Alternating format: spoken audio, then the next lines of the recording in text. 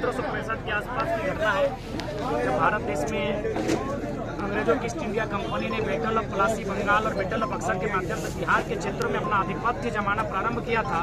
और उनकी नजरें जब मानभूम राणभूम के क्षेत्र यानी झारखंड का जो छोटा नागपुर पठार का क्षेत्र है वहाँ जब उनकी पड़ी तो वहाँ के जो उस समय के खेतीहर लोग थे, जो किसान कबीलाई लोग थे, जिसमें रघुनाथ महतो की जो वंशज या फिर उसके साथ रहने वाले जो लोग थे वो खेती के माध्यम से अपनी आजीविका को चलाते थे। खेत उनके पुरखों ने अपने मेहनत से जोत कोड़ कर बनाया था। अंग्रेजों की जब एंट्री होती है तो वे लोग बोलते हैं कि हमको टैक्स चाहिए। रघुनाथ महतो बोलते यार ये कौन सा बात है, जमीन हमारी, खेत हमारा, मेहनत हमारा, टैक्स तुमको चाहिए। उन्होंने तब नारा लगाया कि अपना देश अपना राज, दूर भगाओ विदेशी राज।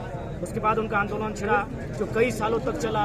फर्स्ट फेज का नेतृत्व रघुनाथ महतो ने किया। 1777 के आसपास उनकी शहादत इसी लोटा गांव में हुई जहां आज हम लोग उपस्थित हैं। उनकी लड़ाई आज भी हम देख पा रहे हैं कि उनकी लड़ाई की जरूरत आज भी है।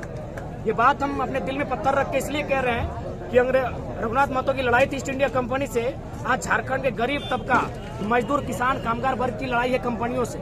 भले कंपनियां वादा करती है विकास का, हम भी मानते हैं 1% विकास उन्होंने किया है, लेकिन 90% विकास उन्होंने विधायक का, मंत्री का, पुलिस के बड़ी अधिकारियों का, प्रशासन के बड़ी अधिकारियों का, बड़े बड़े गुंडे दबंगों का किया है। किसी भी कंपनी उठाइए, आज टाटा का बहुत बड़ा नाम है, ठीक, अच्छी बात है, जो टाटा के सुप्रीमो हम उनका सम्मान करते हैं, जो भी है रतन टाटा जो भी है, लेकिन जो उनके धरातल पर जो लोग उनका काम करते हैं, सीएमडी जो जीएम होते हैं, कंपनी के जो मैनेजिंग डायरेक्टर होते हैं, जो सुपरवाइजर होते हैं, उनके करतूतों को जाके देखिए किस प्रकार गलत तरीके से जमशेदपुर में, सरायकेला में, रामगढ़ में जमीनों का अधिग्रहण किया जा रहा है। जमीनें हमारी है, नौकरी यूपी बिहार वालों को बटा जा रहा है। 250 दिन से एक लड़का उमेश त्रिवा धरने पर बैठा है, जमीन उसकी जा रही है, कोयला कोड़ा जा रहा है टाटा के द्वारा वहाँ, लेकिन उसको क्या मिला है, मुआवजा मिला है, ना नौकरी मिली है।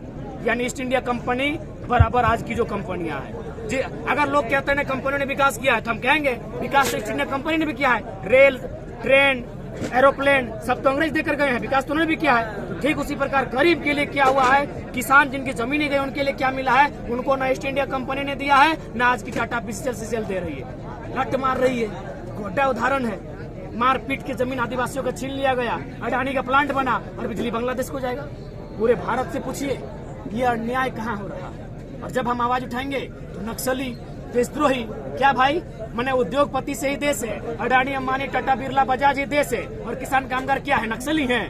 तो इसलिए मेरा मानना है रघुनाथ महतो की लड़ाई को आज फिर से लड़ना होगा। उनकी लड़ाई थी जमीन बचाने की, उनकी लड़ाई थी गांव जंगल बचाने की, आज हमें फिर से बचाना होगा। और नहीं तो जो बड़ी बड़ी मल्टीनेशनल कंपनियां, ये नेशनल कंपनियां आने वाले 20 सालों में झारखंड को चट कर जाएगी।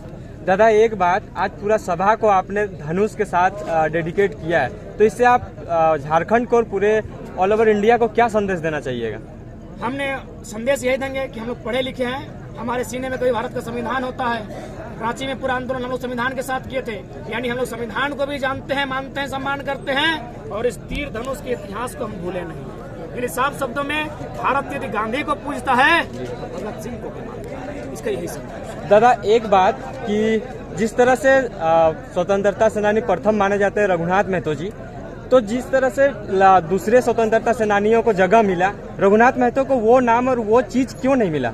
उसका कारण सबसे बड़ा था, वो किसान वर्ग से थे जी। किसान कम्युनिटी को कभी भारत में सम्मान नहीं मिला है जी। आप कहें भारत किसानों का देश है, भले गांधी जी कहते हैं भारत की आत्मबस्ती है गाँव में, गाँव की आत्मबस्ती है किसानों में, लेकिन वो केवल कहने की बात है, इस देश ने किसानों को भी सम्मान नहीं दिया है। उदाहरण 3 काले कानून है। अब मैं बात करना चाहूंगा, मैं अपना उदाहरण दे रहा हूँ थोड़ा देर के लिए।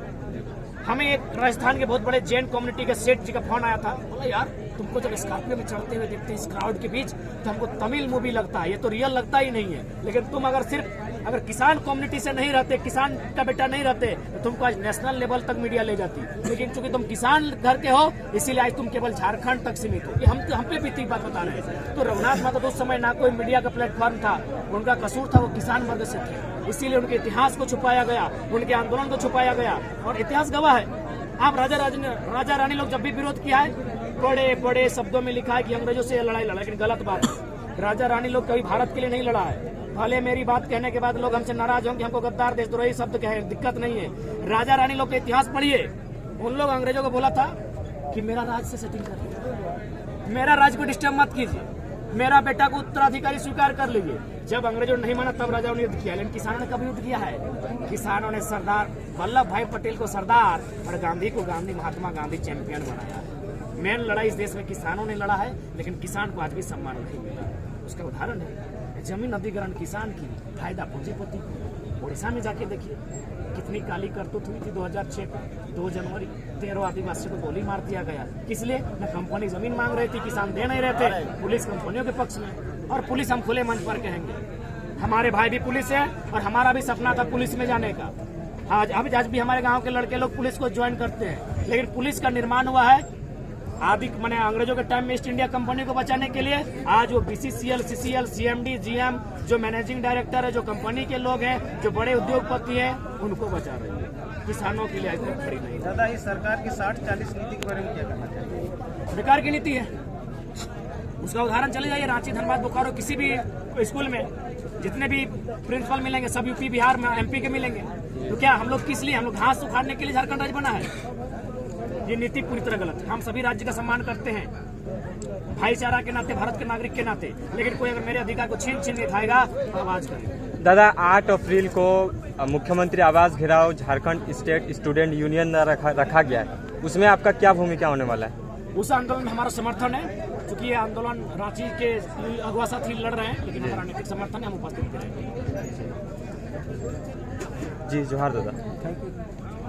फुटबॉल खेल आपका? अभी क्रिकेट चल रहा है। कल 2 गो लंबा सिक्सर लगा गया। वीडियो देखे सर दादा। और फुटबॉल अभी छोड़ दिया है। पानी के दिन